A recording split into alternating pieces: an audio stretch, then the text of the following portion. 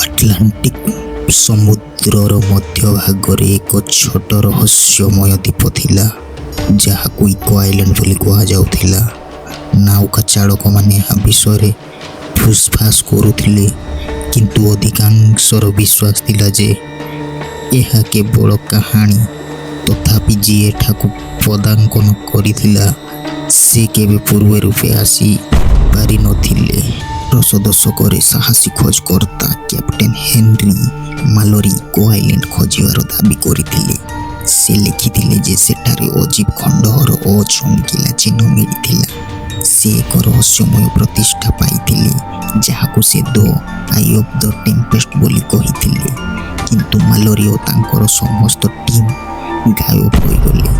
ପରେ କେବଳ ଏକ ପଡ଼ିଥିବା ଡାଏରୀ ତଟରେ ମିଳିଲା, ଯେଉଁଥିରେ ଲେଖାହେଇଥିଲା ଖତରନାକ ସୂଚନା। ଦଶକ ପରେ ଶତାଧିକାରୀ ଏବଂ ଖୋଜକାରୀମାନେ ଏହି ରହସ୍ୟ ହଳ କରିବାକୁ ଚେଷ୍ଟା କଲେ।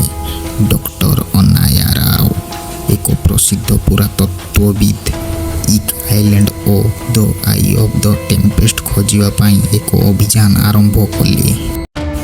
ତାଙ୍କର ଟିମ୍ ରହସ୍ୟମୟ ଘଟଣାର ସମ୍ମୁଖୀନ ହେଲେ।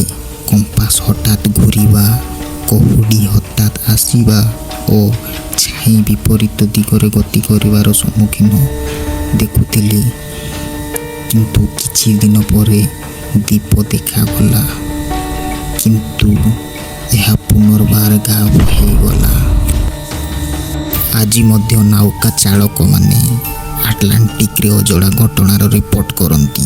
ଅଜଣା ଶବ୍ଦ, ପରିବର୍ତ୍ତିତ ଧାରା ଏବଂ ସେଠାରେ ଯେଉଁ ସବୁ ଦେଖାଯାଏ କିନ୍ତୁ ପ୍ରକୃତରେ ନଥାଏ। କ'ଣ ଇକୋ ଆଇଲ୍ୟାଣ୍ଡ ସତରେ ଅଛି, ନା ତା ପଛରେ ଗଭୀର ରହସ୍ୟ ଲୁଚି ରହିଅଛି?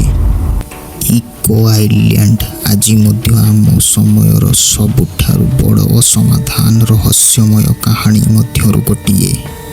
ଏହାର ରହସ୍ୟ ଶକ୍ତିଶାଳୀ ପ୍ରତିଷ୍ଠା ଓ ଯିଏ ଏହା ଖୋଜିଥିଲେ ସେମାନେ ଆଜି ମଧ୍ୟ ସମୁଦ୍ରରେ ଗୁଞ୍ଜିଥାନ୍ତି।